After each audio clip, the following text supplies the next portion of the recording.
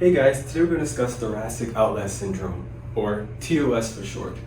Now, what is TOS? It's a group of conditions that cause pressure or compression at the vessels and nerves of the lower neck and the chest. And there are three types of TOS. There's venous, arterial, and neurogenic. Neurogenic is the most common form of TOS, and we'll discuss that one in this video. Now, there are three types of neurogenic TOS: scalene, pectoral, and costoclavicular. Scalene refers to the muscles in the neck, these tiny little muscles here that can become tight and cause compression of the brachial plexus, and that'll cause numbness and tingling going down your arm. Pectoral refers to the pec muscles or the chest muscle.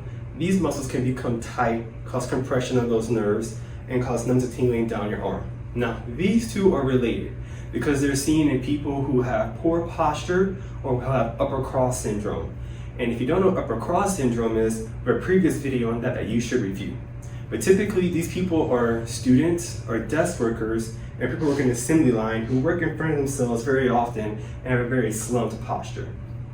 The third version, costoclavicular, refers to this area right here between the clavicle and the first rib area. Now, typically we see this in those who have what's called a cervical rib. Cervical ribs are special because they aren't very common in the population. Typically we have ribs just in our thoracic spine, but some people, about 1% population, have what's called a cervical rib. So the rib right here in the neck, and it's going out in this area.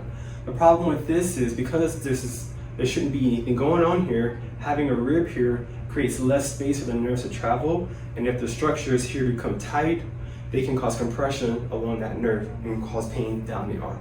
Now, just because you have a cervical rib does not mean you will have costoclavicular TOS, but we do see a correlation between the two. So if you have tightness in these areas and you have numbness tingling down your arm, I want you to stay tuned. In this series of videos, we're going to teach you how we diagnose TOS in our office, how we treat TOS in our office, and what you can do at home to help yourself if you're having some TOS. I'll see you in the next video.